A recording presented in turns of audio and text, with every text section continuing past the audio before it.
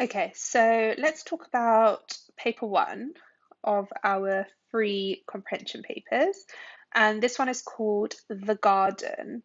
So I would encourage you to ask your child to read the text. So read the whole text. They can either read it themselves or you can share it with them if you wish. You can maybe do a paragraph each to make it a bit more fun, a bit more light-hearted. Or if they're up for it, then they can read the full text. So read the text, encourage them to underline any words that they are unsure of. And before you look at the questions, please discuss the words that they've underlined. Make sure that they understand all of them, what they mean within the context of the sentence. So either you can use a dictionary, make it really fun, do some dictionary skills. You can write the word in their glossary, make a note of it, write the meaning, write a sentence. So take your time with the reading of the comprehension. There's no rush, especially when you're first starting out with comprehension. So take your time. Once they've read the full text, ask them to have a glance of all of the questions. So look at all of the questions and make sure that your child understands all of the questions and what they are asking. So they might not, for example, know some of the vocabulary questions and they might not know what alliteration is. Absolutely fine. Just spend some time going through that with them.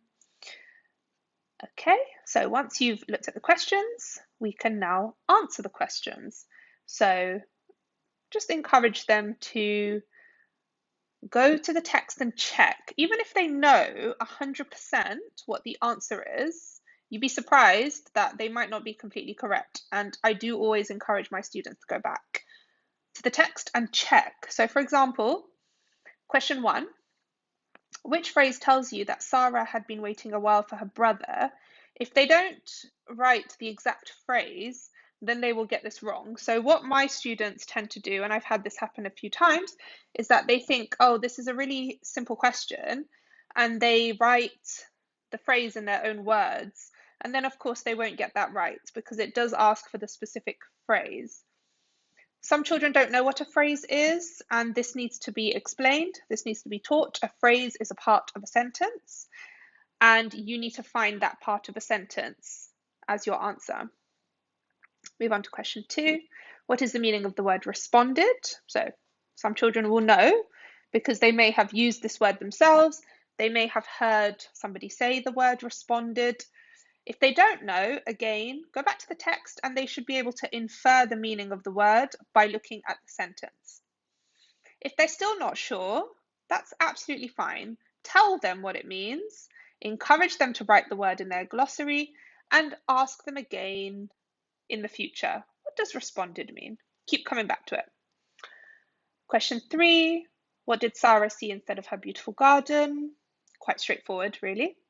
Question four, why did Sarah start to cry? Again, if they've read it and really understood it, that shouldn't be a problem. Find one example of alliteration in the text. So again, this is where you will get to see, does your child know what alliteration is? And if they don't, again, that's not a problem. Spend some time teaching it to them. What is alliteration? Do some examples with them. Use their name and turn it into an alliteration phrase. Okay? Make sure they know what alliteration is. How do you think Tom felt when he read the instructions on the envelope? So this isn't implicitly in the text, and they need to infer meaning from the sentence given in the comprehension. So those are my tips and suggestions for comprehension one, the garden. I hope you found it useful.